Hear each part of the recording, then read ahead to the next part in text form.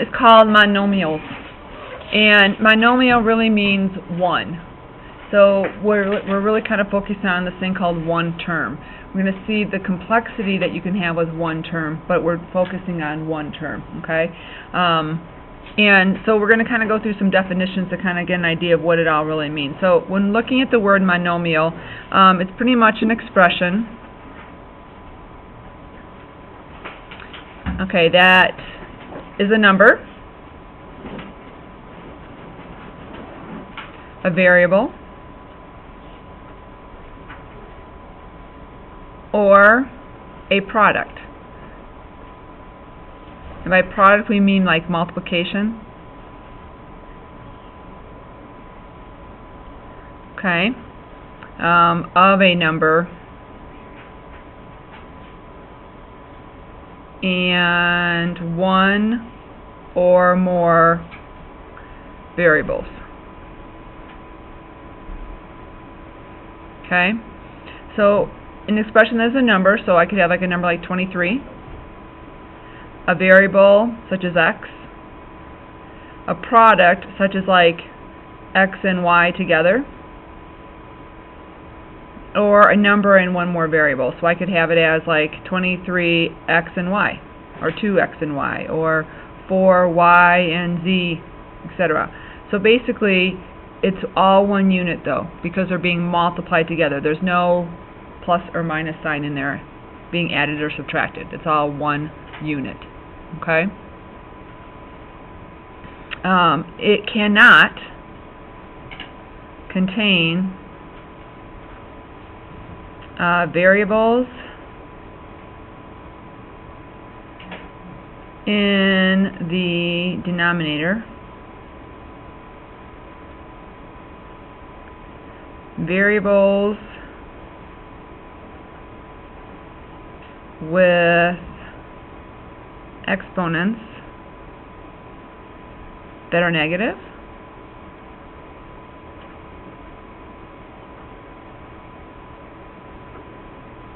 or variables under radical signs, such as like a square root sign. Okay? So again, some examples might be, I don't know, 42, W, 5B, X squared.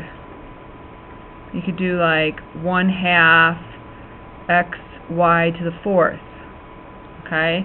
So you're going to see that they're all grouped singly as one unit.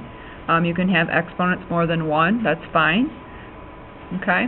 So those are all what we call monomials. What would not be a monomial would be like a 1 over n, or let's say a to the negative 4, or like square root of x, or like x plus 8. Each one of these is a monomial. That would be a yes, and that would be a yes, but together that is a no. And it's a binomial, and we'll talk about that later. Okay? So we're just kind of focusing on how to handle monomials today. Okay? And we're going to look at a lot of different properties today and how you can easily solve for working with monomials. Okay? Alright, so just to kind of make sure that we're good with terms, we're going to focus on 4 of them today, the first being a constant. And if I had to say what is a constant, it is, we'll say, a monomial that contains no variable.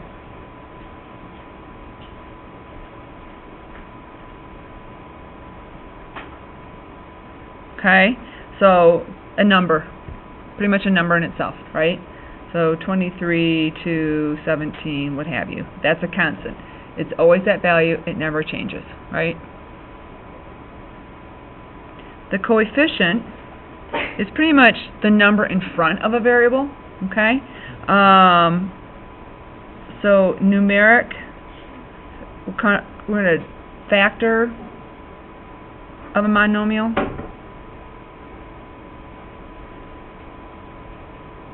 Pretty much the number in front of a variable. Okay? So if I have 4xy squared, what is the coefficient of that?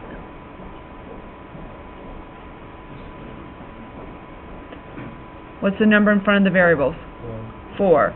The coefficient is going to be the number in front of the variables. So 4 is the coefficient. If it's xy squared, what's the coefficient? It is 1.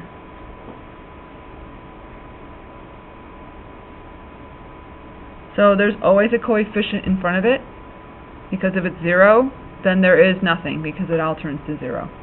Make sense? And that becomes a constant. Okay? Alright.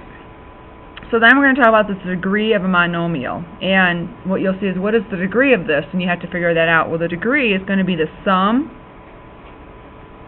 of the exponents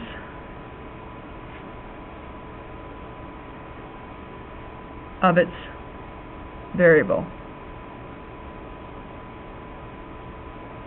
Okay, so you're going to look at all the exponents of a monomial and add the exponents together, and that's the degree of that monomial. Okay, so if I do x squared, well, I'm going to add, the only exponent I have is the squared, so the degree of this one has a degree of 2. Okay, if I have an x, what's the degree? It is 1. Okay. If I have a 4x squared y to the third, what's the degree? It's going to be 5, because it's the sum of the exponents, so it's 2 plus 3, and that would be 5. So the degree of this monomial would be 5.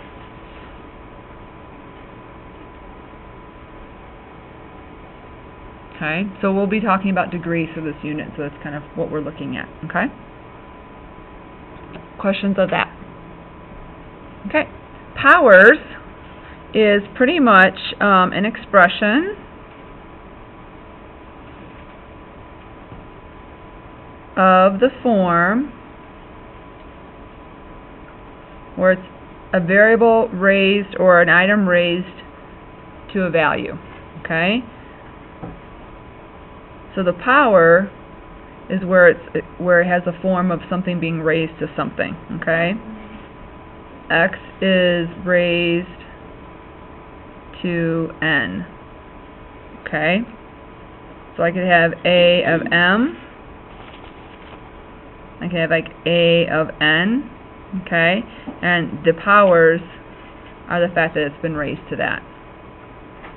And then the exponents are what it's being raised to. Okay? And what that means is that value is being multiplied by itself that many times. Okay? Yep. Is that form n or form? Form. Form. Form. And then x, yeah, of x to the n. Okay, so these are just some terminologies that I want to say them, because then as we use them throughout, then you can kind of reference that or kind of know what we're talking about. Okay? Alright, so go ahead and switch to the next sheet. Keep that one to the side if you need to. Add any notes to as we go along.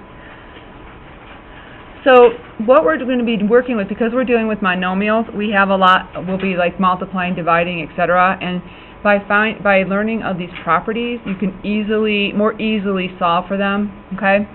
So we're going to kind of show you why these properties work, and then we'll tell you what the properties are. Okay? So if you're looking at, let's just start in the top here. We have 4 that we're going to look at, and these are all kind of a multiplication type item here. We have a variable. Now notice how the variable is the same base. And what I mean by that is my base is the a and the a, right? So the variable is the same. And if the variable is the same, then these rules hold true. If the variables are not the same, you cannot do this, because you cannot merge different variables. Okay? Does that make sense? So if this was a and b, you wouldn't be able to do this. You have to have the same base. So that's the key thing. So make sure you have the same base. Okay? So if I have a to the 5th and I'm multiplying it by x squared, really what I'm doing here, if I expand that, I can take my a to the 5th, and that equals a times a times a times a times a, right? Because what it's saying is I'm going to take this value, I'm going to multiply it by itself that many times. Correct? That's what a power stands for. Well, I'm multiplying it by a squared, which means I'm multiplying it by 2 more a's. Right?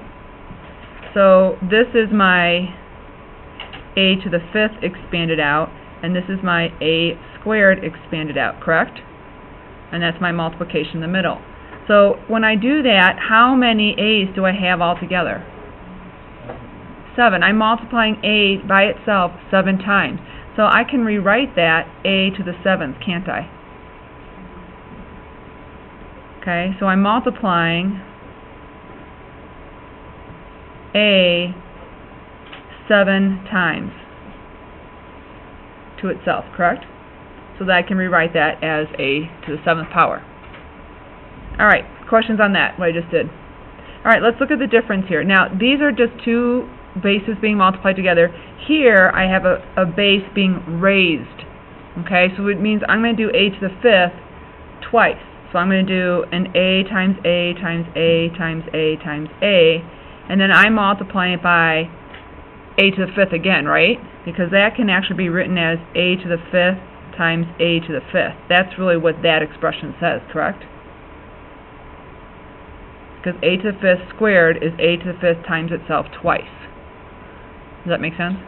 Alright, so I have a to the 5th the first time, and now I'm going to do the second a to the 5th. A times a times a times a times a. Alright, how many a's do I have there? I have 10. Alright, so I could rewrite this as a to the 10th. Okay? Does everyone see how I did that? Alright, so let's just drop down here for a minute and let's look at these products, these properties we have, these rules. I have a product of powers and I have a power of a power. So there's two different things here. A product of a power. Product is multiplication, right? So this is multiplication. Okay, so here I'm multiplying powers. So here, if you notice, I have an a to the m times a to the n, which is just very similar to the example I have above, right? A to the 5th times a to the 2nd.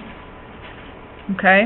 Well, the property itself is if I have this as a situation, all I need to do is take the base and add my exponents.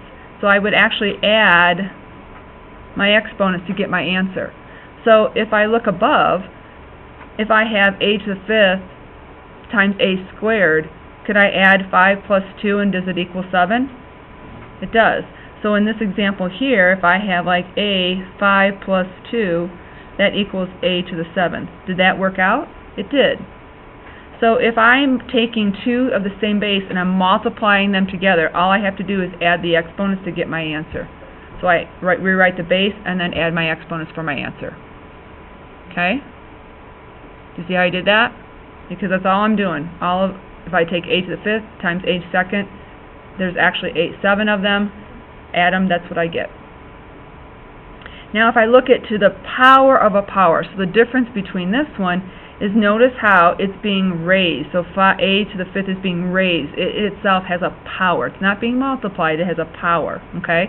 So we have a different way of calculating that. A to the m to the nth, okay? So it's a power.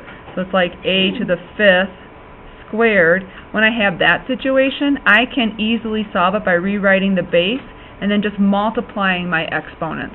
So 5 times 2. Okay, so this is going to be I should have wrote this, am times n. Okay, so now we want to multiply the exponents. And when I do that, I'm going to get a to the 10th, don't I? And then if you notice, you can see how that works out, why that actually holds true. So that actually is, you can see how that works. Okay? So there's two situations here. We have one where we're multiplying the same base together, in which then we add the exponents, and one where it's being raised to the power, in which then we multiply the exponents. Okay? So now you can just look at the exponents and easily get the answer. Questions on those? Yeah. Wouldn't it be like 5, like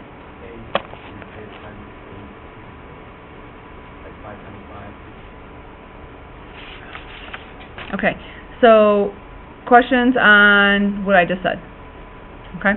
Alright, so now we have two other situations regarding multiplying. We have where we have a monomial that has more than just one variable in it. It has a coefficient.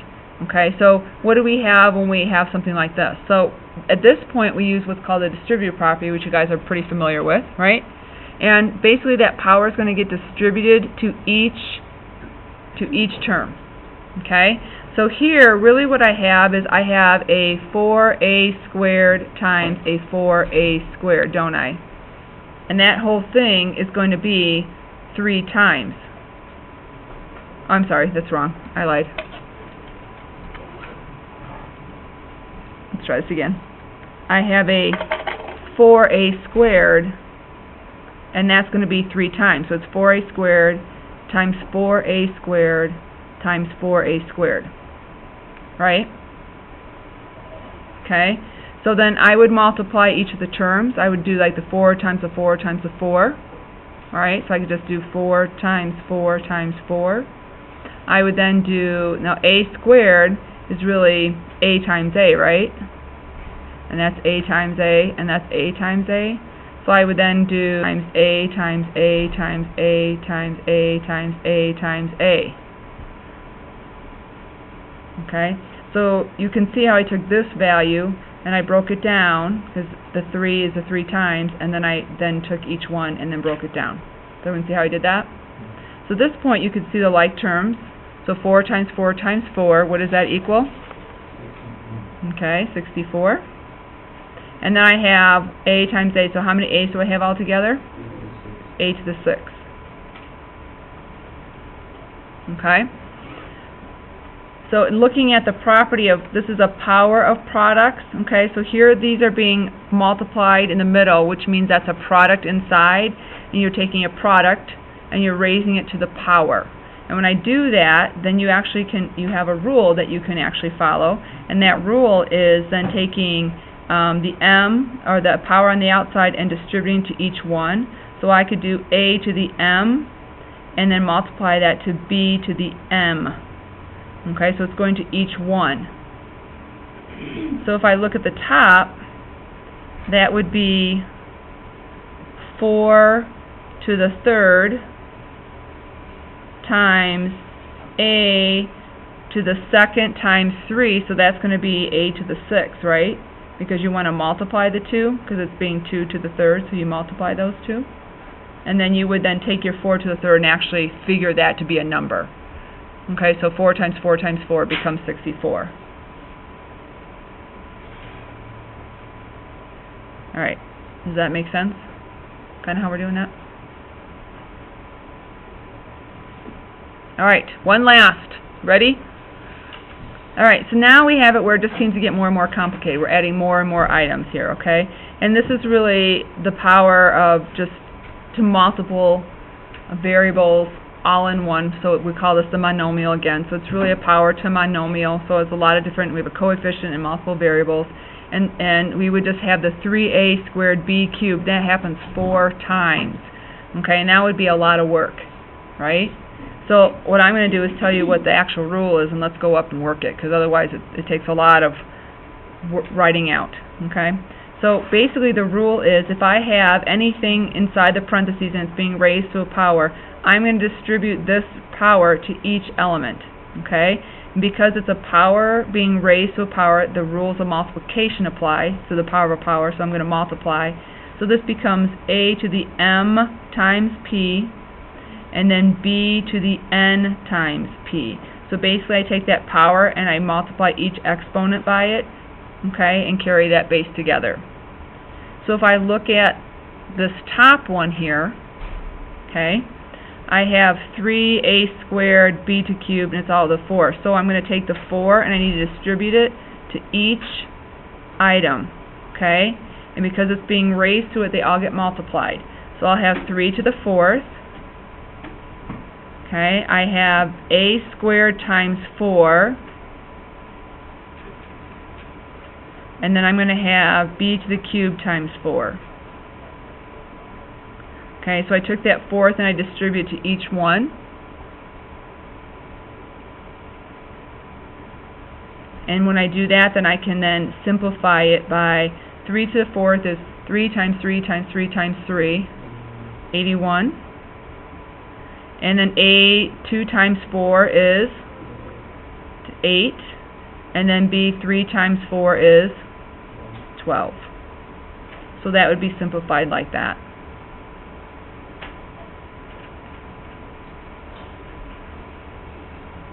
Okay, so in what we just covered, we covered 4 general rules or properties for working with exponents, and if you start recognizing these, it just makes solving them a lot faster. Again, if they're being multiplied, the base are being multiplied, you add the exponents. If they're being raised, then you multiply them. Okay. If you have anything in parentheses, you distribute the power to each element and then work it through. Okay. Now the key is we're just going to do a couple of reminders here on what the exponent, how it's actually applied first, because this really makes a big difference in your answer. Is remember the exponent affects what is immediately to its left.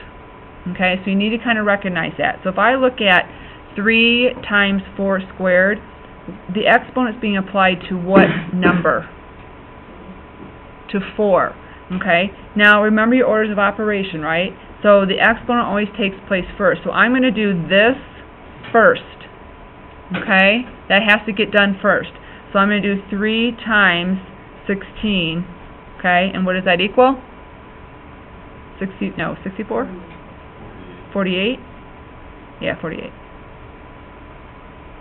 Okay, if I would multiply the 3 and the 2 first, or 3 and the 4 first, that'd be 12, and then squaring that would be 144. So you see how you get a different answer? So it really is important that you make sure you get the correct order of operations here. So the exponent is always directly to the left. Okay, so let's look at this one here. So notice how it's in parentheses, because parentheses comes first in the order of operations, I would do that first. So this actually becomes 12 squared, which is then 144. Okay? Alright, so let's look at this bottom one.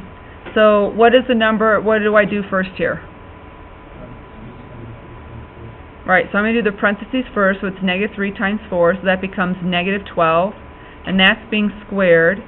So negative 12 times negative 12 becomes a positive 144.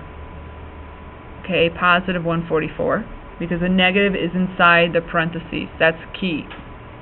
If you look at this next one, okay, how is the next one different than this one here? Yeah, the negative sign is outside, so you need to make sure that you apply it after you do your calculation. So this really, it becomes negative 12 squared, the negative being outside, okay, and so then this becomes negative, and then inside is 144, and therefore you multiply by negative, and that becomes a negative 144. Okay, so you have to really be careful on those negatives. Okay, good on that? Okay. Alright, questions on that? Alright, so let's go ahead and try a couple examples together, and then I'm going to have you guys kind of work on your own. Alright? So if I look at number 5, I'm going to be using the rule, it looks like, the power of monomials here, because it has more than one term, like more than one variable together. So basically it's all being raised to the power, so I want to take this power and I want to distribute it to each element inside. Okay, so I'm going to rewrite this as 1/2 cubed. I'm going to say a squared cubed, and I'm going to say b cubed. Okay, and you don't have to go to this extent, but I'm going to do this in the first couple examples so you see where I'm getting my numbers from. Okay, it's bigger. Okay, is that better? You see it better? So I took the 3 and I distributed it to each element inside. Okay? So now, when I do this, the rules of the powers is to multiply everything out. So I have 1/2 cubed. This becomes, the cube goes to the 1 and the cube goes to the 2. So this really becomes like 1/2 times 1/2 times 1/2. Okay, what is 1/2 times 1/2 times 1/2? It's 1/8. Okay? So the fractions are going to be the ones that you guys are going to have the biggest, probably need to remind yourself on, that you multiply, that you have to do the powers to both the numerator and the denominator. Okay? Alright, so I have a squared to the third. So I'm going to have a 2 times 3 becomes 6. And I have b, even though it doesn't look like there's anything there, there's really a 1 there. So 1 times 3 becomes 3. B cubed. So my final answer would be 1/8 a to the 6 b cubed. After you do this, you could do decimals, but you probably don't want to do decimals until you actually get it cubed. I mean, I guess you could. You could. That's fine. It's the same answer. I mean, a fraction is more exact than a decimal if a decimal does not stop. Alright, questions on that? Okay? Alright, so let's look at 6. Now, what do you know about 6? Yeah, there's a lot. There's multiple monomials being multiplied together. Okay, so start with the order of operations and work your way down. So there's nothing inside we can do in the parentheses. They're all one solid term. So we're going to go then to the exponent. So we'll start with this last term first. Okay, and we'll apply then the exponent to it. Okay, and then we will then just go ahead and work our way through. So let's go ahead and do this one. So I have -4 squared. So -4 times -4 becomes what? 16. Okay, so I'll do -4 squared. I have a squared squared, so therefore that becomes a to the, I multiply them, what does that become? A to the 4th. And then I have b cubed squared, so it becomes b to the 6th. Okay, so this term then can be rewritten as -4 times -4 is 16, a to the 4th, b to the 6th. Okay, so that's that term. Right? Everyone see that? Alright, and that's all being multiplied by then these other terms here. So that's 3a cubed b, and then it's 2a to the 4th. Now you could work with one, multiplying two terms together first and then doing it to the third, or you can kind of go each individual items all at once. So I'm going to go with like coefficients, and then I'll go with the a base, and then I'll go with the b base. And if all you do is you take the similar items, you can work your way across and just keep multiplying each one. Does that make sense what I'm saying? So if I look at coefficients, I would do 2 times 3 times 16. Okay? So what's 2 times 3 times 16?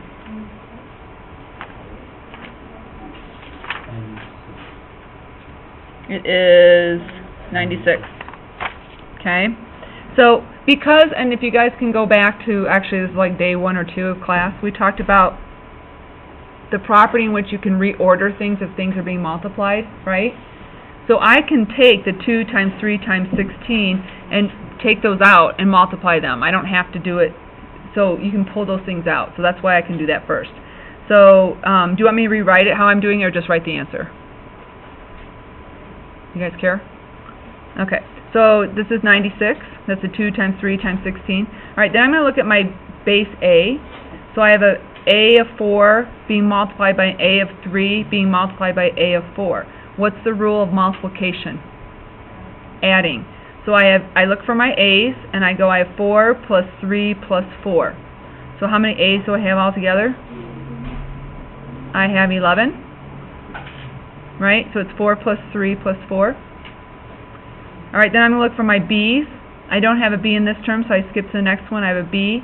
If I don't see an exponent, it's an implied 1. So I have a 1 and I have a 6, and when they're being multiplied together, what's the rule? Adding it. So 1 plus 6, what does that equal? 7. So I have b of 7. Okay? So that's my final answer. Okay? So first I took the powers and I broke it down, so I got the exponents there, and then I went through, and since the multiplication for each of the like bases, then you can just add those exponents together. Yes? because the negative, right, you mean right here? Because the -4 times the -4 equals 16. Two negatives equal positive. All right, questions on that? All right, so what I'd like you guys to do is we have 4 more to work on. Now, notice 9 and 10. There's something about 9 and 10. Can someone tell me what's different about 9 and 10? Okay, so they're being added together. And the rule that you need to remember is unless they are the exact same base, you cannot add them together. Exact same base and exponent, you cannot add them together. And if you kind of think about, if you have, let's say, if I have 2 plus x plus, let's say, x squared plus 3x. Okay, let's say I have that. Okay, what one of these can I combine? Is there anything I can combine with the 2? I can't combine anything with 2. I have an x and the 3x, so I can do a plus x and 3x, and that becomes 4x, and then I have a plus x squared. So notice how even though they're x's, because this is a different exponent, I can't add those together. Okay? So you'll have the same situation on here. You're going to have to simplify. You'll have to simplify each term separately and then determine if you can add them together or not. If not, you just leave it as is. Okay? All right, so go ahead and try 7 through 10 on your own. Okay?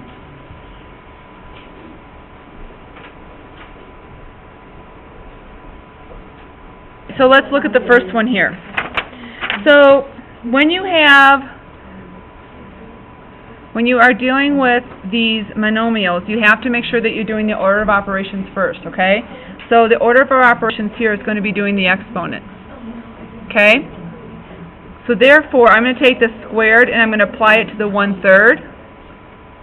Ladies, I'm going to take this 1/3 and square it. So it's 1/3 times 1/3. So that's really, and I'm just going to rewrite this because I find that this is a very common mistake. So 1/3 times 1/3, that becomes 1/9. It's like 1 times 1 is 1, 3 times 3 is 9. So you got to be very careful about that, okay? All right, so that gets distributed to each element here, okay? The rule when it's a power raised, we multiply, okay? So I have 1/9 here. I have a cubed squared, so I multiply the 3 times the 2, which becomes a to the 6th. I have b to the 4th squared. I'm use a property of multiplication, so that's 4 times 2, that's 8, so b to the 8. Okay, and then out here I have a 9. Okay, so because they're all being multiplied together, I only need to take this 9 and multiply to the coefficient. Okay, and that then distributes it everywhere else. Okay, because it's all one term. So I have 9 times 1/9, that just becomes 1. So my final answer then is a to the 6th, b to the 8th. Okay? Good on that? Alright, so then looking at this one here, I have -4 cubed, or -4x to the 5th cubed. So I'm going to take the 3 and distribute to each element. So that really becomes -4 cubed, and that becomes x to the 5th cubed, if you want to see it that way. So -4 times -4 times -4, what does that equal? It is a -64, okay? Because I have 3 negatives, that makes it a negative. And then I have x to the 5th times to the raised to the 3rd power, so it's 5 times 3, so I have x to the 15. Okay? So that is that answer. Whoops, sorry, I was off on the page here. Okay, questions on that? Alright, so now we get down to the bottom 2. Alright, so the bottom 2, I'm going to take the -5a cubed squared, I apply it to each one, so it's -5 squared, and that's a cubed squared. And you don't have to write out that step if you can do it without it, but I just want to show you how I get there because it goes to each one. Alright, so -5 squared is -5 times -5, which is 25. And then I have a to the 3rd squared, that's 3 times 2, so that's really a to the 6th. Then I have this plus sign, and I have 3a cubed, so it's going to be again 3 cubed and then a cubed. So 3 times 3 times 3 becomes 27, and then I have a cubed, which is just a cubed. At this point, I cannot merge them because even though my base is the same, like a and a, my exponents aren't the same. Okay? And this is why it doesn't work. So let's say a is 2. Okay? So if a is 2, let's make a 2. That means I would have 2 to the 6th plus 2 to the 3rd. What's 2 to the 6th? Does anyone know? 64. And then 2 to the 3rd is 8. So therefore this answer becomes 72, right? Well, if I would merge those together and you guys said a to the 9, all right, what's 2 to the 9th power? 512? 512. All right, does 512 equal 72? No. So do you see how you cannot merge those together? They are two separate terms. You only can merge them together if the terms, meaning the base and the exponent, are the same. Yes? Okay, so also I just have a question. Whenever you're doing an exponent and there's a negative, it's just automatically becomes positive? Negative 5 raised to the power. Two negatives together, multiplied together, become a positive. So if it's a negative number being raised to a even power, it will become a positive answer. So like negative 5 times negative 5, two negatives equal positive, so it becomes 25. However, if it was to the 3rd power, it would be negative. Okay? And then why is it chunking there and doesn't make it? Okay, that's actually a very good question. Okay. Alright, so now let's look at this last example and see how it's different. So if I do this one, I have 5 squared, that's going to be 25. I have a cubed second, so that's going to be a to the 6th, right? And then I'm going to add, I have 2 cubed, so that becomes 8. And then I have a squared cubed, which is 2 times 3, so a to the 6th. At this point, I have the same base and the same exponent, don't I? So now I can add these together, okay? And then this does become 33, then a to the 6th. Alright, so do you see the difference between the two? So you see how the base and the exponents are not the same here, but the base and the exponent are the same there. Yes? So when you merge them, it would just be 6 instead of 12? It is correct. You don't change the exponents. If they're the same, okay. If they're the same. It just means you have 25 of a to the 6th, and you have 8a to the 6th. So in total, you have 33 a's to the 6th. Okay? All right. Questions on that? All right, go ahead and flip.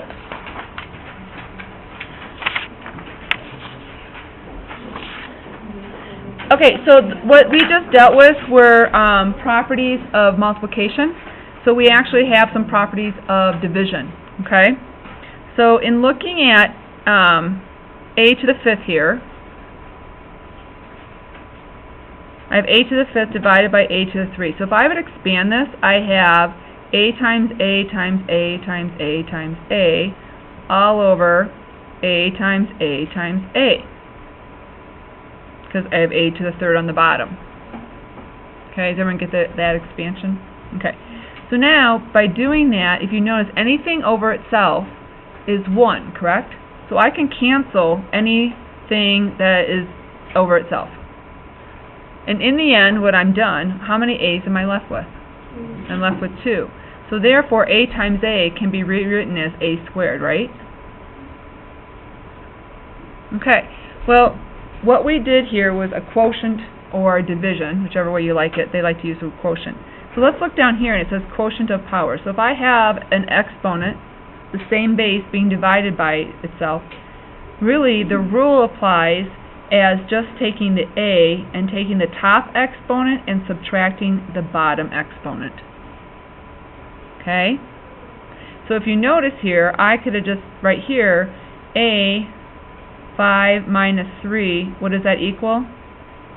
A squared. Okay? So when you have exponents of the same base being divided, all you got to do is subtract the exponents.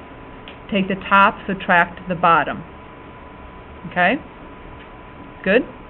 Alright. Well, let's look at 12. What happens for there? So I have a times a times a, and I'll divide it by a times a times a times a times a. Alright?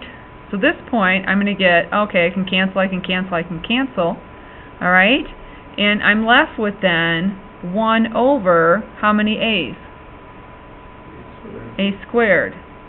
So I have 1 over a squared as a simplification.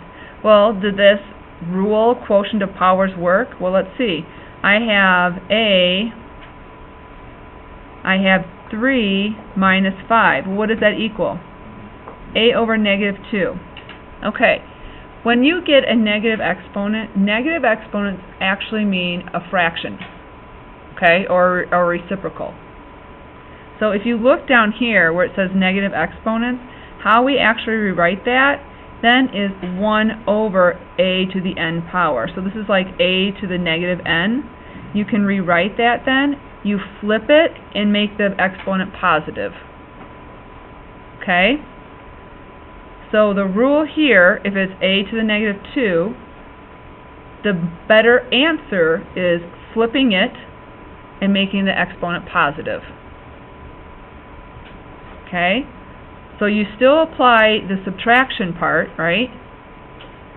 So 3 minus 5, it gets me a negative 2. At that point, then I want to flip it. And if you notice, where do the a's end up on this one? They really ended up on the bottom, right? Does a to the 1 over a squared equal 1 over a squared that you have here? It does. So you see how that's true? Okay? It also holds true if it's the opposite. Let's say you have 1 over a to the negative 2. How could I rewrite that so it's not a negative? Flip it so that automatically becomes on the top, and then make it positive. So then I would make it squared. Okay? So the rule for a negative exponent, regardless where the exponent is you flip it,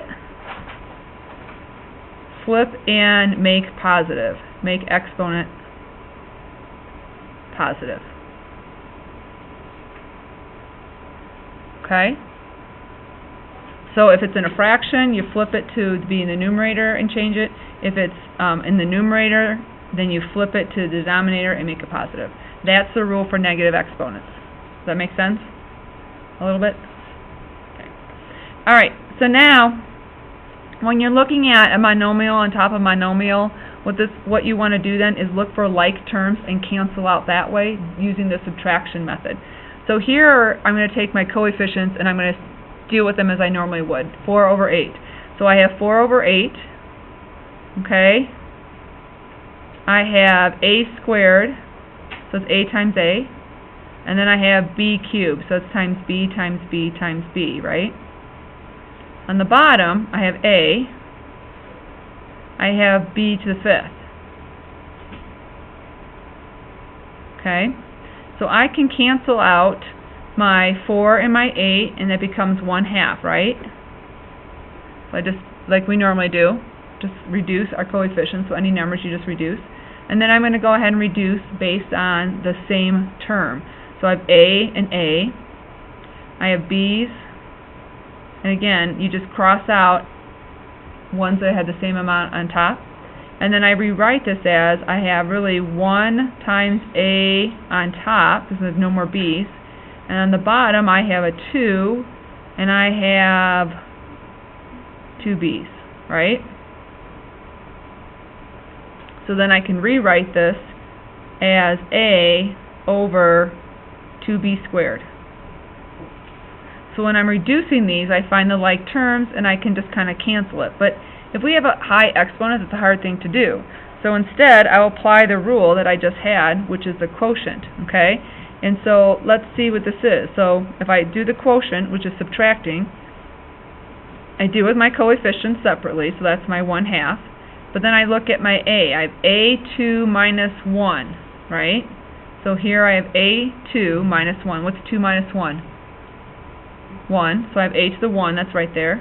And then I have b, I have 3 minus 5, right? So I have b 3 minus 5. So what does that equal? B to the negative 2, right? So if I would do it that way, it becomes b to the negative 2. Well, if I have b to the negative 2, what do I do to make it positive? I flip it and put it on the bottom. So if I would do it this way, this would be the 1/2 times, okay, A 2 minus 1 times B 3 minus 5. That becomes A, so 1/2, A, and then B to the negative 2. Well, you want to flip this, okay? Well, that becomes the denominator, which is where the 2 is. So I can rewrite this as A in the numerator and then 2B squared in the denominator, because that goes to that has to be flipped, so it goes down to the denominator with the 2. You see how that works? A little bit? Okay. All right, let's look at 14. This is A to the 4th. So we know the rule, okay? So A to the 4th minus 4, what does that equal? What's 4 minus 4? 0. So this actually equals A to the 0. Well, really, what is, if I have A times A times A times A, and that's all over itself, right? What's anything over itself? Like, what's 4 over 4? 1. So this actually becomes 1. So A to the 0 actually becomes 1. So the rule, if you notice 0 exponents, is A to the 0 is actually anything to the 0 power, any variable, anything to the 0 power is actually the value of 1. Okay? So with division, again, you subtract the numerator, or you subtract the exponents. If it's a negative as your result, you want to flip it and make it a positive. Okay? And then you work with each term separately in regards to subtracting the exponents. Alright, so let's look at 15. Alright, so looking at 15, I'm going to do each term singly, each variable singly. So I'm going to have 144 divided by 12. I'm going to do x to the 5th minus 6. I'm going to do y minus 3 minus 2. And I would do z to the 4th minus 4. So I went and just separated each like variable and wrote them out that way so I can see what I'm doing. Okay? 144 divided by 12, what does it equal? It equals 12. Alright, 5 minus 6, what does that equal? Negative 1. Negative 3 minus 2, what does that equal? Negative 5. Z, 4 minus 4, what is 4 minus 4? Okay, so taking this and moving it to that, that's what I get. Now this can be simplified even more. Okay, so I'm going to look for, okay, my numerator is going to be 12. Alright, x to the negative 1, how can I rewrite that so it's not negative? Flip it, make it positive, so I'll just make it over x. Alright, y to the negative 5, how can I write that so it's not negative? On the bottom, y to the 5th. And then what is z to the 0? It's just 1. So this right here, the final best answer is that. You can just use whatever, if it's like z or whatever, variable to 0, you can just leave it out of the equation. Yep, exactly right. If it's 0, just leave it as 1 out of the equation. Okay? It's not 1z. So don't make it 1z. Some students will do that. It's actually 1. Yeah? If it was positive, like if y was positive 5, would it be next to the entire fraction, or would it be at top of 12? Okay, if y was positive 5, so let's say another example would be 12 x to negative 1, y to the 5th, z to the 0, then that final answer would be 12 x y to the 5th. So that y to the 5th times 12 are on top, and the x is on the bottom. Okay? So that's how that would be different. Okay? Alright. Questions on that? Alright, go ahead and try 17 for me, please. Real quick.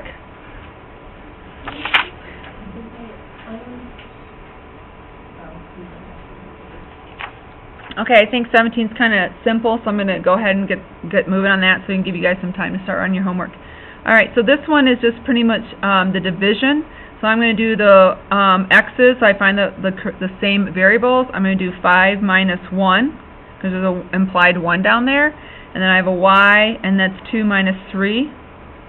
So then in the end I get x to the 4th and then y to the negative 1. So to rewrite this correctly, I would get x to the 4th all over y.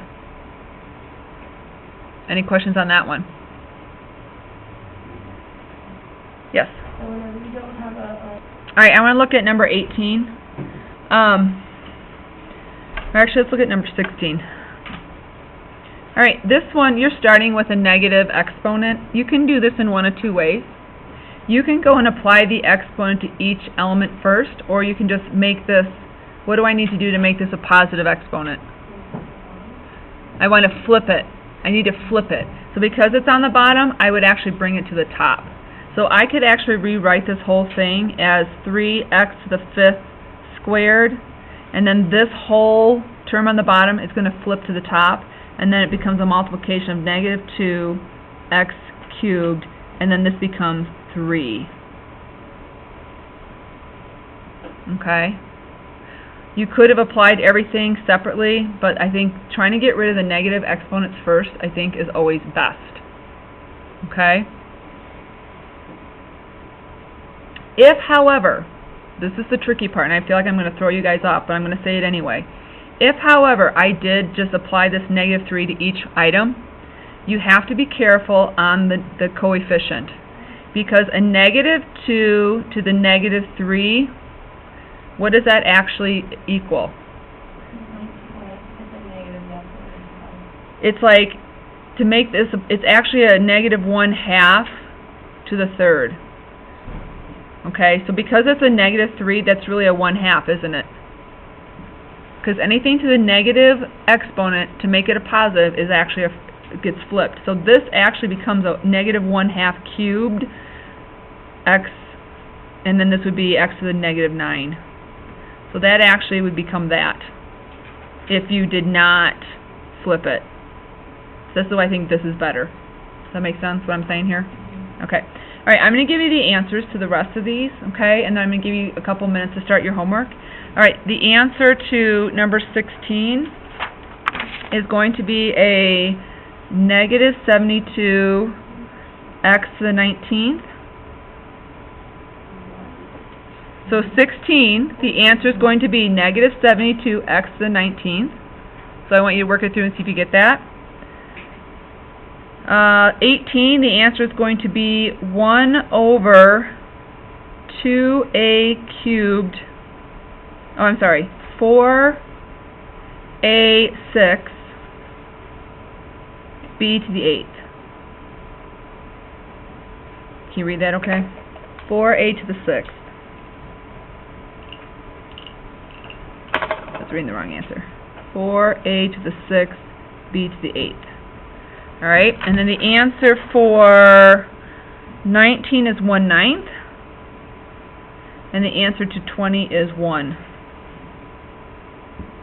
Okay, so those are your answers. So I want you guys to try those and have those for homework as well. Okay? Yes? So for number 18, for the negative exponent, we just